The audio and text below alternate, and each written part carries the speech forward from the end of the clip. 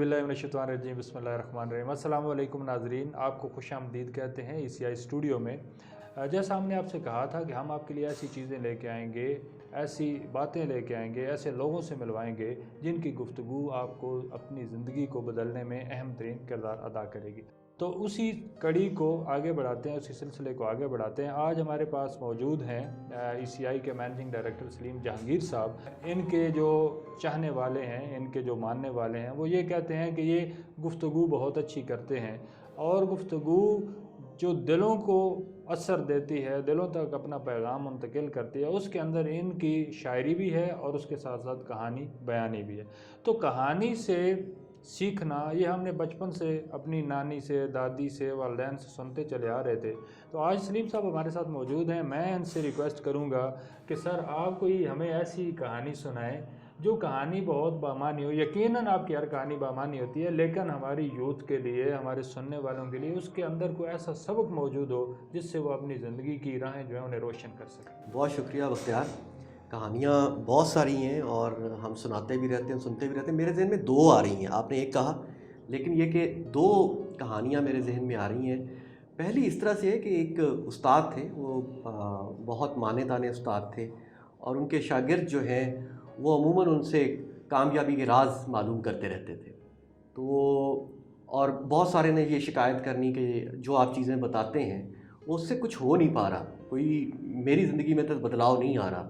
तो इस तरह से जब बहुत सारे उसके शागिर्दों ने इस तरह से उसके शिकायत की, तो उन्होंने कहा एक दिन अपने सारे शागिर्दों को बताया कि भाई मैं तुम्हें ये बताना चाहता हूँ कि वो बंदा जो है वो फौत हो गया है जो तुम्हारी राह में रुकावट था। तो उन्होंने कहा कि यार ऐसा, सभी को ही ऐसा लगा कि ऐसा कैसे हो सकता है कि कोई शख्स मेरी राह में रुकावट था और मुझे पता नहीं है लेकिन मेरे उस्ताद को पता है। उन्होंने कहा जी इतने बजे जो है वो फ़लाँ जगह पर उसका जनाजा है, तो आप पहुंच जाएं। तो ऐसा ही हुआ, इत्तेफाक से सारे शागिर्द जो है वो इकट्ठे जो है वो वहाँ पे पहुंच गए और ताबूत पड़ा हुआ था। अब वो उन्होंने कहा कि एक एक करके आप जो है वो उसका चेहरा देख लें।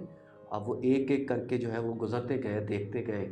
तो जब इकट्ठे हुए तो उन्होंने कहा कि तुमने क्या देखा।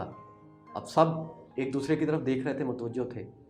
तो जो पहला शख्स जो उसका शागिर्द गया था उसने कहा कि उसमें कुछ और नहीं था, उसमें आईना पड़ा हुआ था और आईने में जब मैंने झांका तो मुझे अपनी ही सूरत नज़र आई।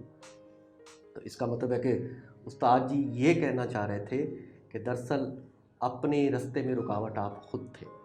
तो अमूमन हम जो है वो इन्वायरमेंट को, दूसरे लोगों को, इदारों को या किसी को भी कहते रहते हैं कि वो दरअसल रुकावट है, मुझे तावीज़ डाल दी है किसी ने, मुझ पे दमदरूद कर दिया है। नहीं, ऐसा नहीं होता, बल्कि इंसान अगर अपना जायज़ा खुद ले तो वो रुकावट खुद बन रहा होता है। क्या खूबसूरत सर कहानी थी और कितना ज़बरदस्त उसका मकसद था कि आप अपनी राह में रुकावट खुद हैं। अगर आप माहौल को, इर्द गिर्द को, लोगों को, चीज़ों को कहते रहेंगे कि वो रुकावट हैं तो ये गलत है। आपको अपने अंदर झांकना होगा और असल मसला वही है जो आपके अंदर रुकावट बनी हुई।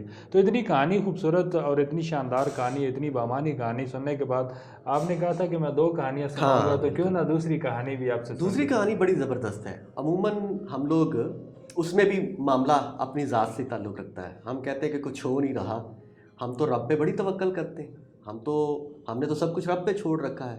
अच्छा, जो रब को नहीं मानते वो अपनी महारतों पे किसी और चीज़ पर छोड़ते हैं, लेकिन उनकी जुड़त भी एक्सटर्नल चीज़ों के साथ ही होती है। तो मैं अपने जो है परदादा पीर साहब उनका वाक़या सुनाता हूँ। तो ये कहानी भी है और वाक़या भी है। हुआ ये कि वो तशरीफ़ फरमा थे डेरा बाग पे, तो एक साहब जो है उनके मुरीद तशरीफ़ लाए। तो हुज़ूर बड़े खुश हुए, वाह वाह वाह, आप इतने अरसे बाद आए हैं।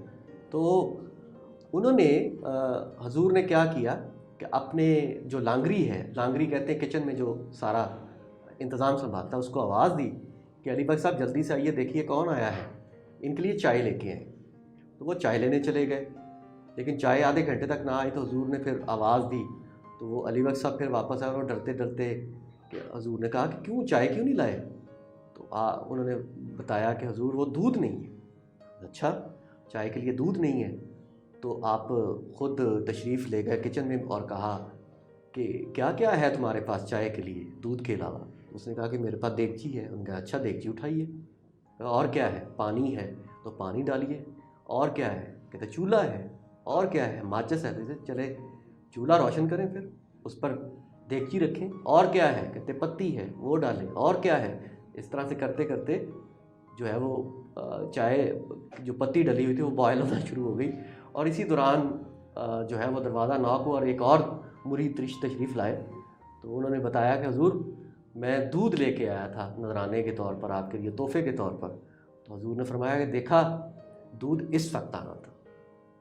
اس وقت آنے کا مطلب یہ ہوا کہ جب تک آپ پتیلی، جب تک پانی، جب تک پتی، جب تک چولہا، جب تک ماچس جوڑ کے نہیں رکھیں گے، دودھ اس وقت تک نہیں آئے گا، یا برکت اس وقت تک نہیں آئے گی، یا اللہ کی مدد اس وقت تک نہیں آئے گی، یا آپ نے جو کرنا ہے وہ نہیں ہوگا.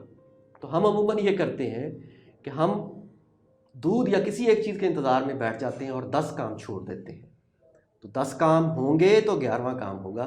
تو یہ بنیادی پیغام ہے کہ عام طور پر ہم انتظار کرتے رہتے ہیں کہ یہ چیز خاص چیز ہمیں پہلے آ جائے تو پھر ہم باقی چیزوں کو شروع کریں گے. تو یہ حضور نے ایک عام سی زبان میں عام سے طریقے سے وہ مثال پیدا کر دی، بتا دی. اور ہمیں اپنی زندگی میں اپنے ارد گرد دیکھتے ہوئے یہ غور کرنا چاہیے کہ کیا چیزیں ہیں جو ہم نہیں کر پا رہے اور نتیجے سامنے نہیں آ رہے. کیا خوبصورت اور شاندار کہانی تھی. جس طرح پہلی کہانی سر نے بیان کی، انہوں نے کہا کہ اپنے آپ کو جاننا اور اپنے آپ کو اس قابل بنانا کہ مسائل کو حل کر سکے، اور جن چیزوں کو رکاوٹ سمجھتا ہے اس کی اپنی ذات ہے. دوسری کہانی میں ہمیں یہ سبق ملا کہ جو تیرے پاس موجود ہے، جو صلاحیت ہے، جو اسکل ہے، جو مہارت ہے، جو اللہ پاک نے تجھے دیا ہے، پہلے اسے تو اکٹھا کر اور اس کے بعد اللہ تعالیٰ کی ذات پہ توکل کر.